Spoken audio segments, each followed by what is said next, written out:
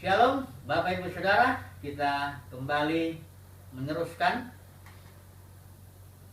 pembahasan kita mengenai seluruh rencana Bapa. Kali ini kita akan ambil dari surat Petrus, yang mana kita perlu sebagai pendahuluan menguraikan dulu prinsip trilogi yang tertulis di dalam Amsal 22 ayat 20. Saya akan bacakan untuk kita Amsal 22 ayat 20. Bukankah aku telah menuliskannya kepadamu 3 kali dengan nasihat dan pengetahuan. Prinsip 3 kali ini saya mengistilahkannya trilogi, artinya 3 cerita yang berturut-turutan dan dia bersambungan begitu, tapi masing-masing cerita sudah lengkap, tapi dia punya tema yang sama. Nah, Alkitab ini penuh dengan prinsip trilogi. Dan kalau kita mau mempelajarinya, kita perlu menggunakan prinsip ini. Orang Yahudi juga menggunakan prinsip trilogi ketika dia membelah kitabnya, Perjanjian Lama, menjadi 3 bagian. Mereka istilahkan Tenach, artinya Torah, yaitu 5 kitab Musa mereka bikin. Setelah itu Nebiim, kitab para nabi, dan juga Ketubim. Jadi mereka membelah Perjanjian Lama, kitab yang itu, menjadi dengan prinsip trilogi. Nah, sekarang pertanyaannya, bagaimana kita membelah Perjanjian Baru menurut prinsip trilogi? Nah, kalau kita melihat, sebenarnya jelas bahwa kitab Perjanjian Baru itu Tuhan berbicara 3 kali, melalui Petrus, melalui Paulus, melalui Yohanes. Maksudnya melalui Petrus ini bukan hanya surat-surat Petrus, tapi seluruh surat-surat yang pelayanan yang tertuju kepada bangsa Yahudi. Jadi Injil Matius termasuk di sana, Yakobus, Yudas, Kisah para Rasul 1 sampai 12, itu semua masuk dalam kelompok komunitas atau pelayanan Paulus, kepala Petrus. Sementara kalau Paulus tentu banyak surat-suratnya saja, dan juga Injil Lukas. Dan kalau Yohanes surat-suratnya itu Injil dan suratnya dan kitab Wahyu. Nah, jadi prinsip ini trilogi kita terapkan dalam Perjanjian Baru, maka pelayanan Petrus itu satu pelayanan yang ditujukan kepada bangsa Yahudi. Kalau Paulus itu satu pelayanan yang ditujukan kepada bangsa Yahudi dan bukan Yahudi. Jadi tidak ada perbedaan. Kalau Yohanes kita melihat satu pelayanan kepada gereja-gereja yang jatuh. Mari kita melihat dulu di sini bahwa mereka membedakan komunitas Petrus, komunitas Paulus, komunitas Yohanes itu berbeda.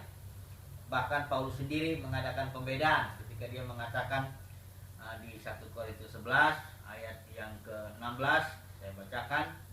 Tetapi jika ada orang yang mau membantah kami maupun jemaat-jemaat Allah. Saudara perhatikan di sini, kami artinya kelompok Paulus maupun jemaat-jemaat Allah, di sini adalah kelompok Petrus, tidak mempunyai kebiasaan yang demikian. Ini masalah penundukan kepala. Dan kita melihat memang bahwa Paulus pun kalau dia menyebut komunitasnya, dia menyebut pakai istilah tubuh Kristus. Petrus tidak pernah memakai istilah tubuh Kristus. Paulus kalau menyebut jemaatnya itu jemaat di kota, gereja di kota Tesalonika, Korintus, Filipi, itu semua nama kota. Tapi kalau Petrus, karena batas daripada jemaatnya itu adalah bangsa Yahudi, maka seperti di suratnya Petrus ini dikatakan kepada mereka yang terserak di Pontus, Galatia, Kapadokia, dan sebagainya. Sementara Yohanes juga ini berbeda juga komunitasnya, karena komunitas Yohanes adalah komunitas gereja-gereja yang sudah jatuh, dan Yohanes berada di posisi Pulau Patmos, artinya dia tidak ambil bagian dalam penjatuhan gereja, pengajaran Isabel, Beleam, Nikolaus dan sebagainya. Tetapi dia memiliki banyak teman-teman untuk dia melayani, ada keluarga-keluarga, seorang ibu dan beberapa anak dan sebagainya, ada Gaius. Tapi intinya bahwa Yohanes ini berada dalam posisi dia dikucilkan. Ada banyak Diotrephes, para pemimpin gereja yang mengucilkan dia. Saudaraku, kita harus melihat perbedaan ini, memilah dengan tepat. Kita lihat di dalam 2 Timotius 2 ayat 15, itu dikatakan ada istilah Yunani ortotomeo. Ini terjemahan letter lucknya artinya cut straight, potong lurus, maksudnya bukan potong lurus, potong dengan tepat. Terjemahan yang literal translation cukup bagus, rightly dividing the word of the truth, dengan tepat memilah-milah firman kebenaran. Jadi perjanjian baru harus dipilah menjadi 3 dengan prinsip trilogi. Kelompok Petrus dan pelayanannya di sini untuk orang Yahudi, kelompok Paulus di sini gabungan, dan ada kelompok Yohanes untuk komunitas gereja yang sudah jatuh. Nah, kali ini kita akan belajar mengenai suatu pelayanan kepada bangsa Yahudi. Kita akan melihat bagaimana rencana Tuhan kepada bangsa Yahudi. Begitu sangat konsisten kita melihat.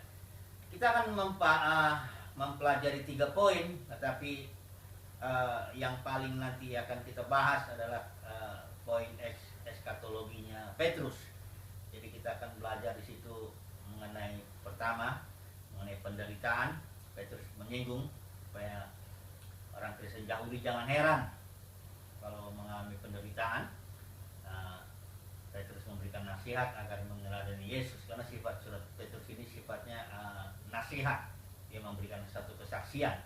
Demikian juga Petrus yang poin kedua, dia berbicara tentang guru palsu. Mari kita baca dulu sebentar tentang guru palsu ini, 2 Petrus 2 ayat 3. Mari kita baca dulu. Dan dengan tamak mereka akan mengomersialkan kamu melalui perkataan-perkataan palsu. Demikian juga yang ayat 15-nya mengatakan demikian. Karena meninggalkan jalan yang lurus, mereka tersesat dengan mengikuti jalan Bileam anak Beor yang mencintai upah ketidakadilan. Guru palsu ini terutama bukanlah pengajarannya dulu yang disoroti oleh Petrus, tetapi motivasi daripada guru palsu ini adalah uang. Jadi mengajar dengan maksud memperkaya diri, bahkan upah ketidakadilan, menindas orang, ambil keuntungan sendiri dengan tamak, dengan serakah, memperkaya diri sendiri. Ini yang terutama palsu itu, guru palsu itu. Jadi palsu terkaitnya dengan uang dulu, baru nanti memang ada pengajaran palsu juga yang dia kerjakan itu. Nah, tapi kita akan masuk sekarang kepada poin yang saya rasa menjadi tekanan untuk kita saat ini, yaitu tentang eskatologi, hal-hal akhir. Karena berbeda antara Petrus, Paulus dengan Yohanes dalam menguraikan hal-hal yang akhir ini, eskatologinya. Mari kita melihat dulu surat Petrus di surat 2 Petrus. Kita akan melihat di sini dengan jelas yang mengatakan demikian tentang langit dan bumi yang baru. Saya akan bacakan 2 Petrus pasal 3 ayat yang ke-12 13. Ini saya baca dari versi LT, Bapak Saudara. Sambil menanti dan menyegerakan kedatangan hari Elohim, yang olehnya langit akan dilebur dengan dibakar oleh api, dan anasir-anasir akan dilelehkan dengan dibakar panas yang membara. Dan sesuai dengan janjinya, kita sedang menantikan langit yang baru dan bumi yang baru, yang di dalamnya kebenaran tinggal tetap. Jadi Bapak Saudara, Petrus menjelaskan tentang eskatologinya, yaitu kita menantikan janji Tuhan, langit dan bumi yang baru. Tapi sebelum itu dia juga mengatakan bahwa hari Tuhan itu akan datang pada saat langit berlalu, ada api membakar dan sebagainya.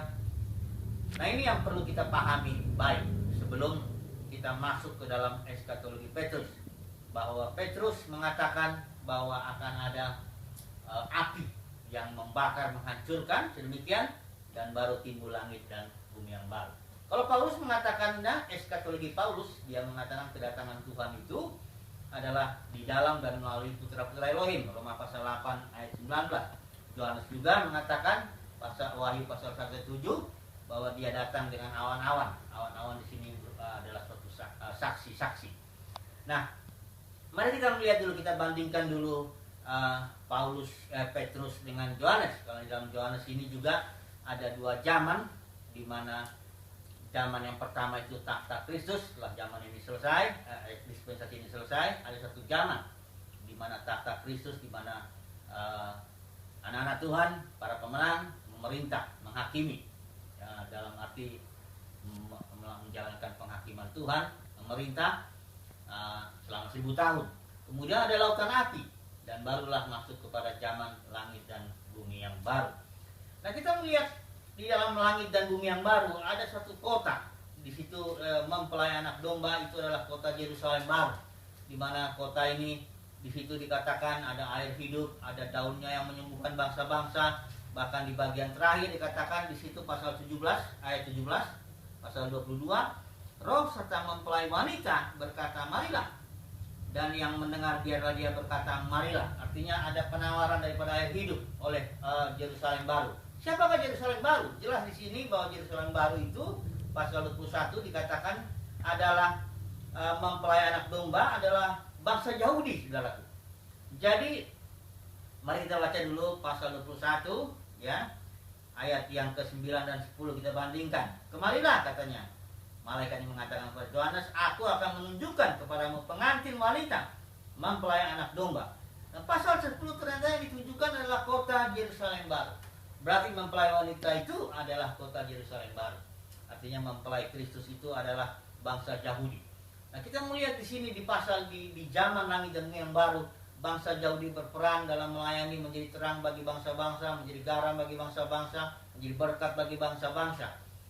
Bahkan daunnya dikatakan di situ bisa menyembuhkan bangsa-bangsa, ada air kehidupan ditawarkan kepada bangsa-bangsa. Jadi kita melihat betapa rencana Bapa terhadap bangsa Yahudi ini begitu setia, begitu konsisten.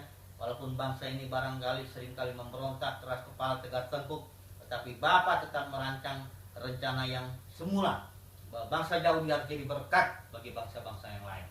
Ini merupakan satu pelajaran buat kita, Bapak Ibu Saudara, di dalam zaman bahwa Bapa di sorga setia dengan rencananya.